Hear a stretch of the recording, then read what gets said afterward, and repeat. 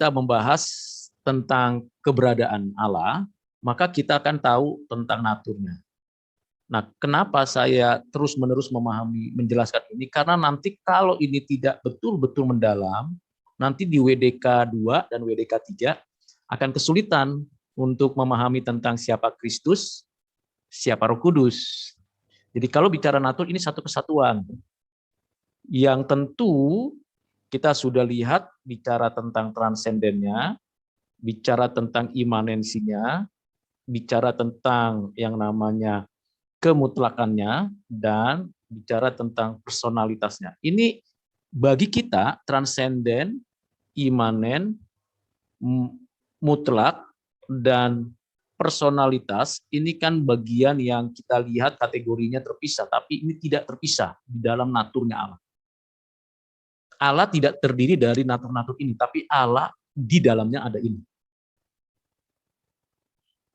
Kedua, kalau kita lihat tentang atribut, ya kita buat atribut. Atribut itu kan karakter, sifat. Jadi kalau kita bicara atribut. Nah, Allah juga tidak terdiri dari beberapa atribut, tapi pada diri atribut. Pada Allah itu ada atribut yang dibagi dua besar, ya, dua bagian besar, yang incommunicable dan yang communicable. Nah, kalau kita bicara atribut, saya ingatkan dan saya terus beritahukan bahwa atribut Allah ini bukan begini. Oh, atribut Allah itu berarti apa yang ada pada kategori yang para bapak gereja atau teolog itu buat, itu adalah kategori yang menyusun Allah. Tidak. Ini sedang memberi penjelasan pada dirinya Allah, atributnya itu ada yang incommunicable dan communicable. Bukan dibalik. Nah, ini ada yang self existent, ya, self existent, ya tentu ini ada pada dirinya. Ini kemudian yang kedua adalah yang immutability, kemudian yang ketiga adalah eternal, kekekalan, kemudian yang keempat adalah unity, simplicity dan singularity. Nah, sekali lagi ini tidak menyusun keberadaan dirinya Allah yang pada dirinya sendiri ada. Kita melihat ini untuk mengetahui keberadaan dirinya Allah dikaitkan tentu dengan kita sebagai ciptaan yang terbatas. Di communicable kita bisa lihat yang namanya spiritualitas, roh, kemudian yang kedua yang namanya intelektualitas, jadi pengetahuan, bijaksana, kemampuan, kemudian moralitas, kebaikan, keadilan, kesucian, kemudian sovereignty, kedaulatan Allah.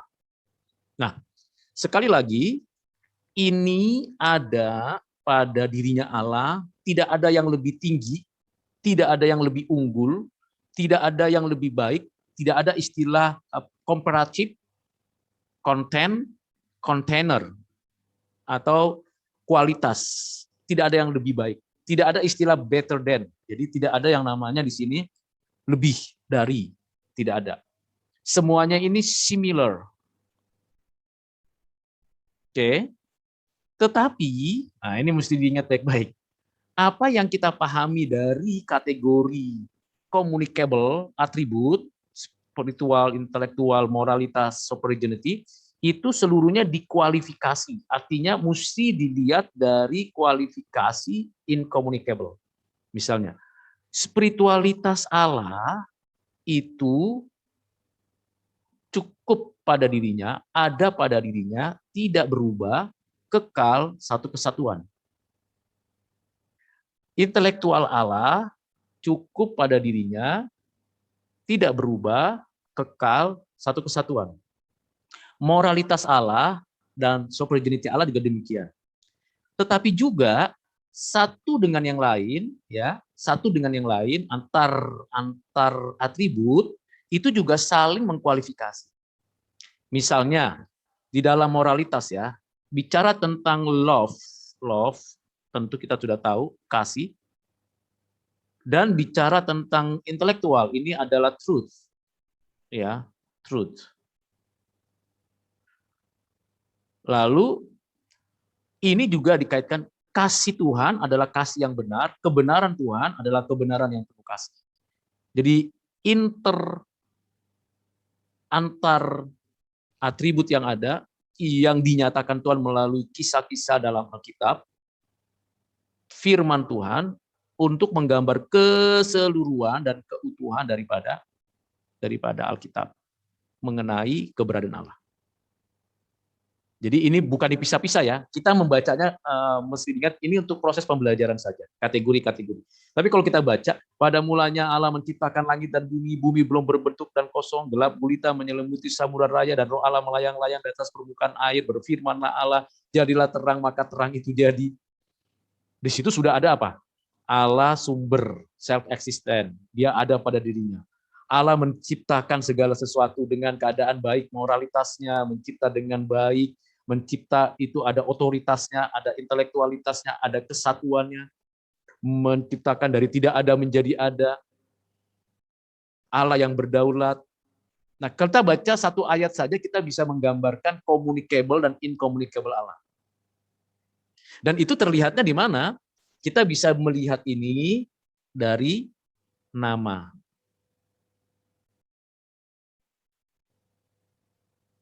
Namanya. Elohim, Allah yang maha tinggi, Allah yang maha kuasa, Allah yang transenden, Allah yang menciptakan. Mengapa Allah bisa menciptakan? Karena dia ada pada dirinya, cukup pada dirinya, dia tidak berubah, dia kekal, dia satu kesatuan, dia roh adanya, ia memiliki kebenaran, dan dia kebenaran itu sendiri, dia menciptakan dengan cinta kasih, dia berdaulat atas ciptaan. Ini bicara melalui Elohim, belum lagi Yahweh, Adonai, dan sebagainya. Oke. Nah, langkah berikutnya setelah saya jelaskan ini adalah seluruh naturnya Allah, ya, seluruh naturnya Allah yang utuh ini, yang satu kesatuan ini mengkualifikasi atributnya Allah, dan seluruh atribut Allah ada di dalam naturnya Allah. Maka saya katakan tidak bisa dipisah-pisahkan, tidak bisa dibeda-bedakan, tapi kita dengan keterbatasan kita dengan keadaan kita sebagai makhluk sejarah, makhluk berpikir, punya keadaan di mana kita bisa sistematis dan mengelolanya, maka kita bisa lihat. Seperti itu. Nah, ketika berkaitan dengan bagian yang lain, yang nanti minggu depan dipelajari, yaitu dikaitkan dengan satu bagian yang penting, yang namanya adalah ketetapan. Nah, ini saya tidak akan teruskan ini sini. Ketetapan. Ketetapan tentu nanti ada 3 bagian, tapi satu kesatuan yang tidak bisa dipisahkan, yaitu penciptaan, kemudian providensia, kemudian penebusan. Penciptaan, providensia, penebusan. Satu kesatuan. Ini dikaitkan dengan naturnya Allah, atributnya Allah, namanya Allah. Allah mencipta adalah Allah yang mencipta dengan kuasanya, dengan kebaikannya, dengan kekekalannya, dengan ketidakberubahannya, dengan segala hikmatnya, dengan segala kedaulatan. Allah memelihara demikian providensia juga penebusan. Nah, nanti akan dibahas pada minggu depan. Tetapi sekali lagi ketetapan ini, nanti di dalam ketetapan ini, ya, di dalam ketetapan ini ada yang namanya atribut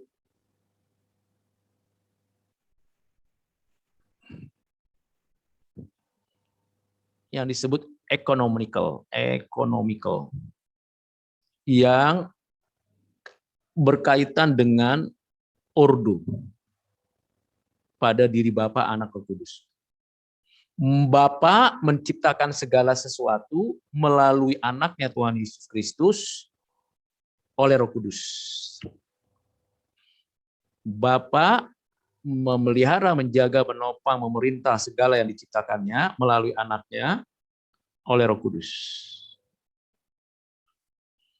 Bapa melalui anaknya menebus umatnya dan diterapkan oleh Roh Kudus.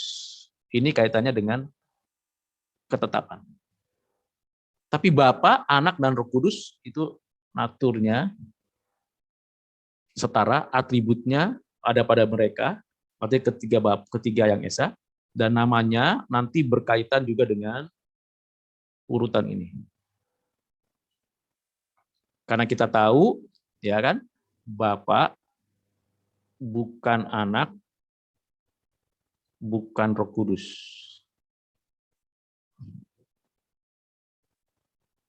Demikian juga Anak itu bukan Bapa, bukan Roh Kudus. Demikian juga Roh Kudus itu bukan Bapa dan bukan Anak. Tapi bagian ini kita sudah pelajari tentang Allah Tritunggal. Atau belum dipelajari, saya jelaskan. Namun, kita harus tahu Bapa, Anak, Roh Kudus, tiga pribadi, tiga substansi keberadaan daripada dirinya Allah yang memiliki naturnya, atributnya, nama ketetapannya itu setara, sehakikat. Tetapi dalam konteks pelaksanaan ketetapan itu ada namanya ekonomi. Karena Bapa tidak pernah inkarnasi, demikian juga Roh Kudus tidak pernah inkarnasi. Nah, sekarang kaitannya dengan tugas diskusi nanti. Kaitannya dengan tugas diskusi. Bagaimana pemahaman atribut Allah ini yang kita buat, kita susun, kita pelajari dari bapak-bapak gereja, para teolog, yang sudah dirumuskan ini. Jadi bagaimana kita memahami ini, keseluruhan atribut ini dikaitkan dengan jurusan kita, jurusan manajemen. Dan di dalam manajemen kan kita tahu selalu ada terminologi yang namanya sebuah perencanaan, sebuah pengorganisasian, sebuah ya namanya bagaimana kita mengkontrol, mengendalikan sampai kepada bagaimana kita menyajikan, memproduksi dan sebagainya, mendistribusikan, ada pengelolaan di sana, ada stewardship, penata layanan. Nah, bagaimana dikaitkan ini dengan yang namanya jurusan manajemen. Tentu di manajemen ini kan banyak yang namanya mata kuliah.